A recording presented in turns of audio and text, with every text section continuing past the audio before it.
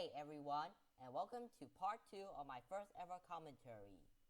Alright, let's get this over with. You know, this one is actually a tie between two really bad Pokemon. Throw and Sock.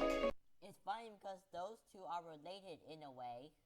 I mean, they almost look exactly the same, with a couple of differences. Really, Game Freak? Did you guys have to create horribly bad clones of Hitmonlee and Hitmonchan? They may have worse stats, but at least they were usable back in the first generation. Yeah, because nostalgia. The Throw and Sock's base stats are, like I said about some of the other Pokemon earlier, are below average. Hey, Sock is not that bad, because they have the exact base stat as Skarmory. And you call that below average? If you want a true fighting type on your team, use me and Shayo or Conkeldurr. Yeah. I'll start ranting about Sock right now. Yeah, me and Shell and Conkeldurr does have better stats, but I still like Sock. But in all seriousness, let's just get to the big ones. Out of all the Rattata clones, Pittrocks has to be the worst. It looks plain freaky. Yeah, mainly because it has red glowing eyes. And we all know how the Tree's Apprentice loves those. And also, the name is translated to Patrat, not Pittrocks.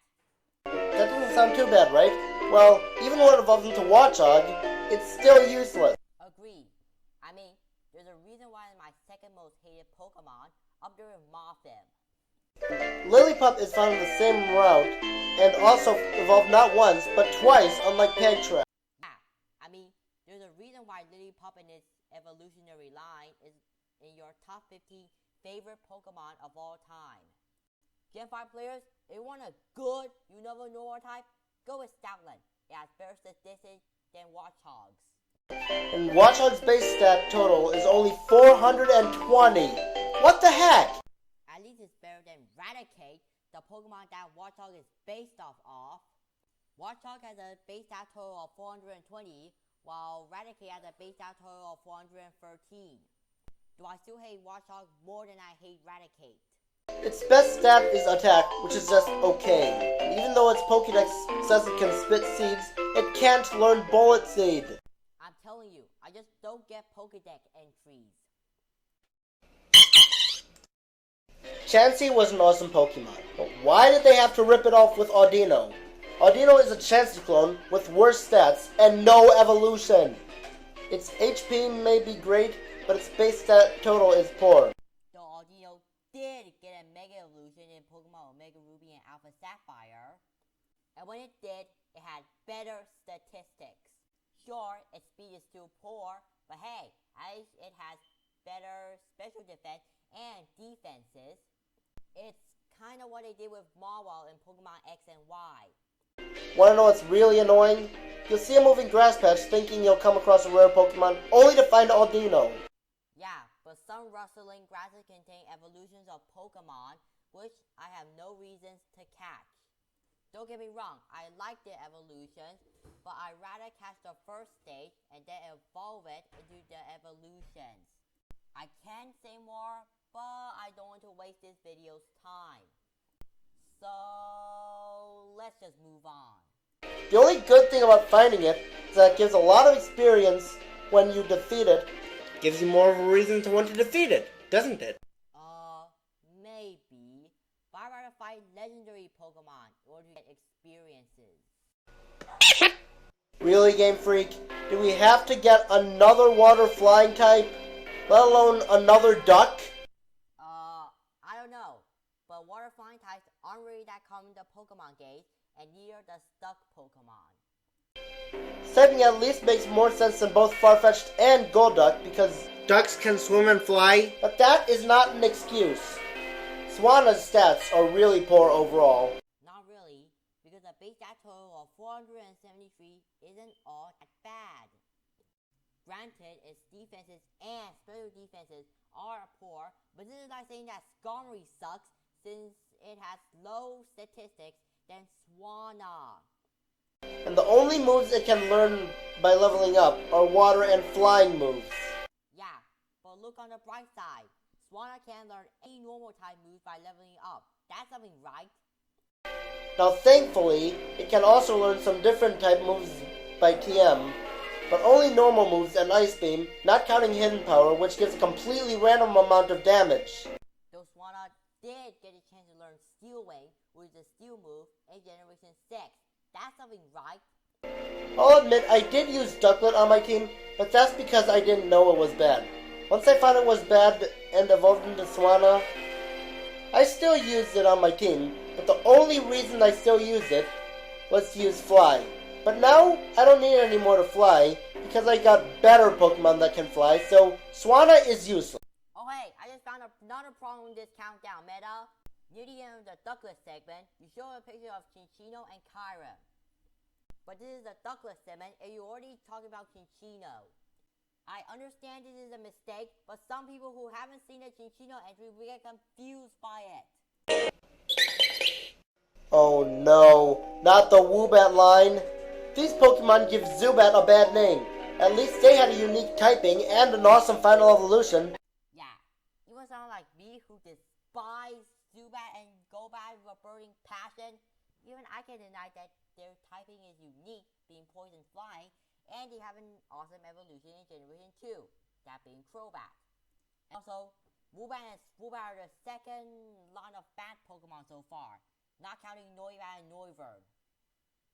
The Swoobat line is Psychic Flying, which we've seen already. Not to mention, the same generation brought a better Psychic Flying type. 3. Gen 5 players, if you want a good Psychic type on your team, Sigilyph is one of the good ones. A base stat total of 490 and having Wander Skin as a signature ability, oh yeah, count me in. Swoobat's base stat total is horrible. All of its stats stink except for its speed. The only way to evolve Woobat into Swoobat is by taming, which can be really annoying because you don't know if it's one level away from evolving or not, and you'll be like, evolve already! At least Crobat was worth it. Swoobat is not. Yeah, though I'll admit that the friendship evolution for Crobat is kind of a pain, but it's worth it at the end. And also, Vandy has the same evolutionary method as Swoobat as well. Plus, every other Psychic Flying has better stats in terms of final evolutions. Woobat may look interesting, but Swoobat looks stupid. Okay, I'll admit that Swoobat is kinda dumb, but Woobat looks pretty cute. Also, do you want to know who Woobat and Swoobat reminds me of? They're pretty much Rouge the Bat from the Sonic series.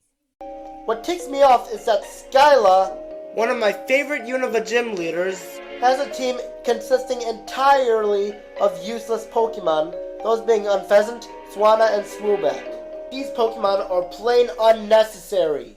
I'm telling you, Unpheasant is not that bad. I mean, yeah, I don't use it, but I won't call it unnecessary. Okay, now that's on my system. I'll talk about Pokemon that are actually necessary and why they're necessary. A Dark Fighting type. Very unique typing. A Zebra. That's a very unique appearance. A giant sand cloud Pokemon. Utterly powerful. A second Cactus. It's necessary because, can someone help me here? Okay, Maractus is another example of a Pokemon that is completely unnecessary. Stop the video, because I think I saw another mistake. You see this line right here? Yeah, it says the Maractus line. But Maractus doesn't have an evolution or a pre-evolution whatsoever. Seriously, Meta, you could have edited the countdown by the time you finished it. May have good special attack, but speed, HP, and defenses are bad. So sometimes it won't even be able to attack because it'll die quickly. And since it's found in a sandstorm area, and it's not invulnerable to sandstorms, it makes me wonder how it survives the sandstorm if the sandstorm can affect it. Maractus isn't exactly a cactus. It is most likely a prickly pear and a maraca. Hell, Cacnea and Cactus can't stand a sandstorm. And if you send one in battle that has a Storm Drain ability along with a water Pokemon and use a water move, you won't be able to use it because it will be drawn towards Maractus. But the opponent's water move can also be drawn to a Maractus with Storm Drain, right? If it has the water absorbability, it heals from water. But why would anyone use water moves against a grass Pokemon anyways? What? Aside from a heavily damaged water absorbed Maractus? It may be the only grass Pokemon to learn Peck, but that has no use because Peck is a completely useless move. At least at the later parts of the game. At the beginning of the game, Peck is actually not that bad. It's also unoriginal because we already have a cactus Pokemon that evolves into a Pokemon that's both a cactus and a scarecrow, has better stats, and a rarer typing. So the grass dark typing is already used by Shiftry. But hey, all I'm saying is I'm glad that characters don't get pwned during a sandstorm.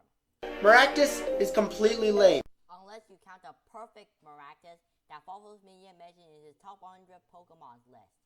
Balls in your skies, go watch Fawful's Minion 100 Pokemon's list if you have the chance. Does it have any redeeming factors? Well, I must admit, it makes me happy that I use Superior much more than it. Yeah, but in terms of starters, I would pick Samurott. Well, that's all I can say for this part. So stay tuned for the third and final part, and I'll see you all next time.